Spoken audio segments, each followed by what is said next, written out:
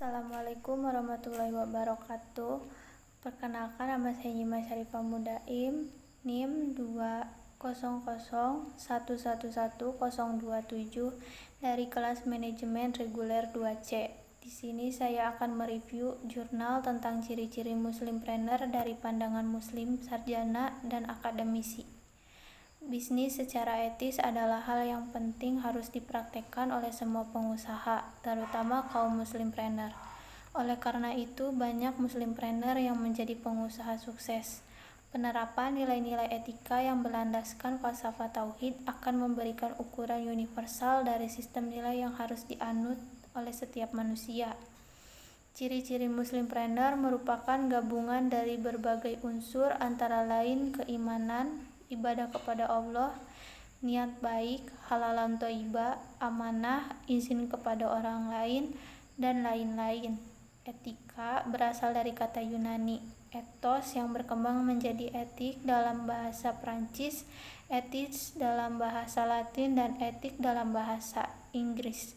Etika meliputi karakter, perilaku, prinsip moral yang mempengaruhi perilaku, dan nilai yang dipercayai individu atau kelompok.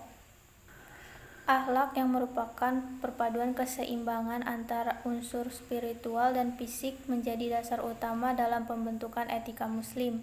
Penerapan etika, nilai-nilai yang berpedoman pada filosofi tauhid akan memberikan ukuran nilai yang universal sistem yang harus diikuti oleh setiap manusia.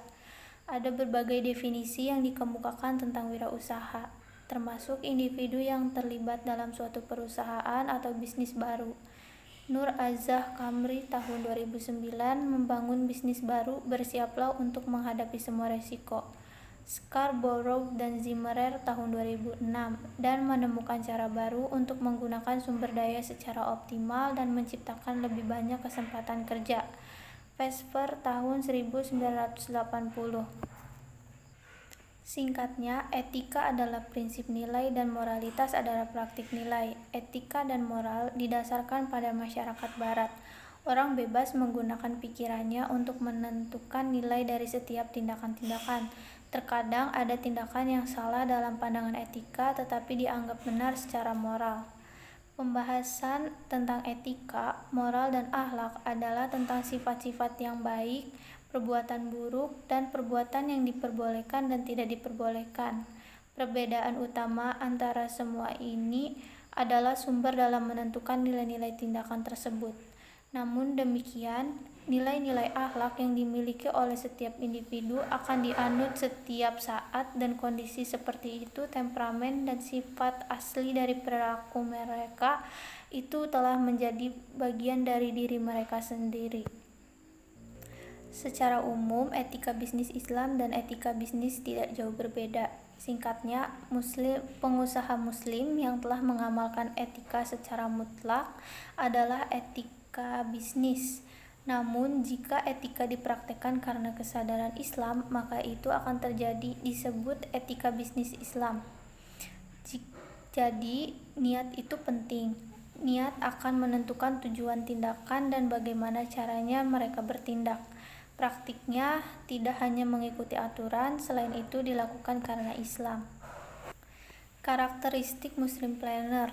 1. Takwa kepada Allah sebagai kerangka. 2. Beribadah kepada Allah Subhanahu wa Ta'ala adalah prioritas. 3. Halal sebagai prioritas utama. 4. Jangan sia-siakan. 5. Mengadopsi moral yang tinggi. 6. Dapat dipercaya. 7. Peduli terhadap kesejahteraan. 8. Berpengetahuan luas. 9. Peduli terhadap masyarakat dan lingkungan. Etika bisnis Islam dalam 4 fungsi bisnis. 1.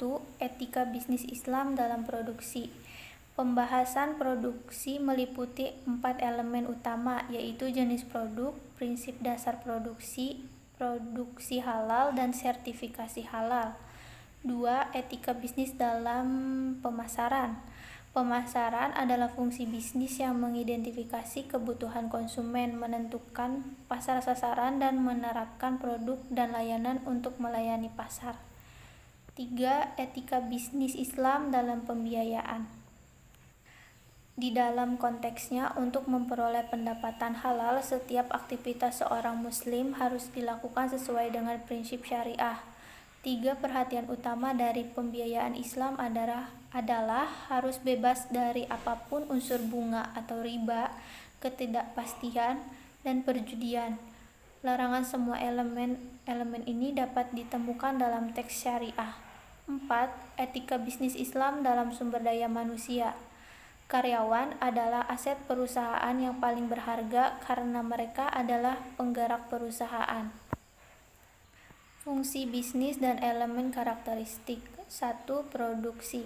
Jenis produk memenuhi konsep halalan thoyyibah, berguna dan bermanfaat, memiliki nilai ibadah kepada Allah, layak dan kompetitif.